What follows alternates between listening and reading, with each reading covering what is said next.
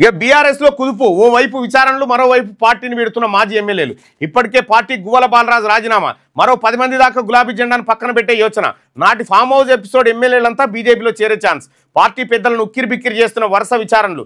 ఆనాటి ప్రభుత్వ పెద్దలను దోషులుగా తేల్చిన కాళేశ్వరం, విద్యుత్ కమిషన్లు, పార్టీ నేతలకు ఫార్ములా ఈ, ఆ తర్వాత ఫోన్ ట్యాపింగ్, గొర్రెల స్కామ్ ముచ్చు అతిపెద్ద తలనొప్పిగా మారిన కవిత తిరుగుబాటు అంటూ బీఆర్ఎస్ పార్టీ కుక్కలు చింపినిస్తరాక అవుతుంది. ఎక్కడోడక్కడ పరారైతా ఉండ పార్టీ నుంచి. అయిపోయింది ఆ పార్టీ పని.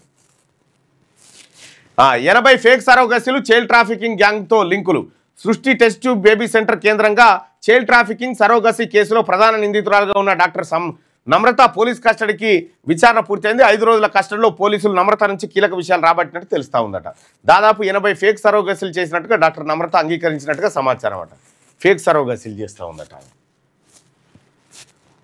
సభను నడిపేది మీరా మిషానా? రాజ్యసభలోకి సిఐఎస్ఎఫ్ బలగాలను పంపడం ఏంటి? డిప్యూటీ చైర్మన్ పై ఖర్గే ఫైర్. ప్రతిపక్ష నేతల హక్కులను ఉల్లంఘిస్తున్నారని విమర్శ. సభలో ఎలా ఉండాలో నా దగ్గర నేర్చుకోండి అని నడ్డా. తీవ్ర గందరగోళం మధ్య సభ వాయిదా పడ్డదట రాజ్యసభ.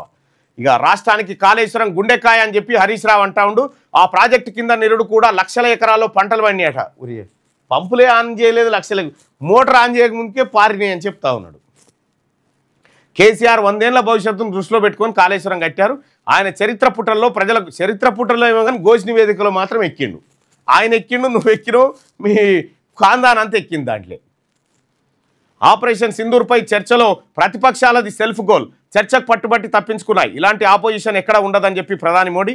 రాహుల్ది చైల్డిష్ మెంటాలిటీ, దేశ భద్రతపై ఇష్టం ఉన్నట్టు మాట్లాడుతున్నాడు. కోర్టు కూడా ఆయన కామెంట్లను తప్పుపట్టింది. ఎన్డీఏ పార్లమెంటరీ పార్టీ మీటింగ్లో ప్రసంగం. ఇక న్యాయ వ్యవస్థనే అవమానిస్తారా? జ్యుడిషియల్ కమిషన్ అంటే లెక్కలేదా?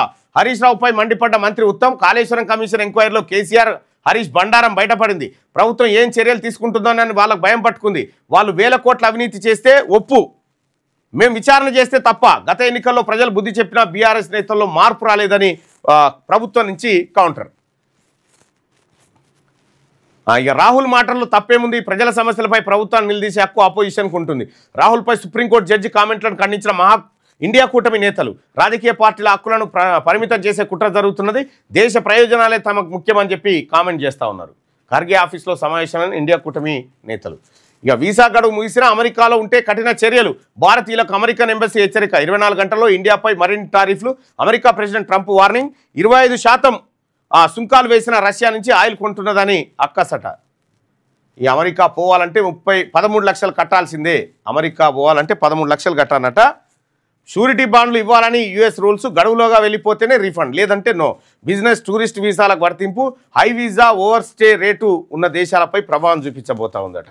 అమెరికాకు పోవాలంటే 13 లక్షలు డిపాజిట్ చేసిపోవాలన్నట. నువ్వు టైంకు తిరిగి వస్తే మళ్ళీ నీ 13 నీకు ఇస్తారు, లేకపోతే అవి కథం. బీసీ రిజర్వేషన్లకు మేము అడ్డంకి కాదు. కోటా ఆర్డినెన్స్, కోటా బిల్లు ఎవరు? బీజేపీ వాళ్ళది. లేటెస్ట్ న్యూస్ తెలుగు మరియు ఇంగ్లీష్ అప్డేట్స్ కోసం ఇప్పుడే క్యూన్యూస్ అఫీషియల్ యాప్ని ప్లే స్టోర్ నుండి డౌన్లోడ్ చేసుకోండి. సరికొత్త సమాచారాల కోసం క్యూన్యూస్ వెబ్సైట్ని ఫాలో అవ్వండి. ఛానల్లో ప్రాంతీయ, జాతీయ, అంతర్జాతీయ వార్తలు వీక్షించండి. లైక్ చేయండి.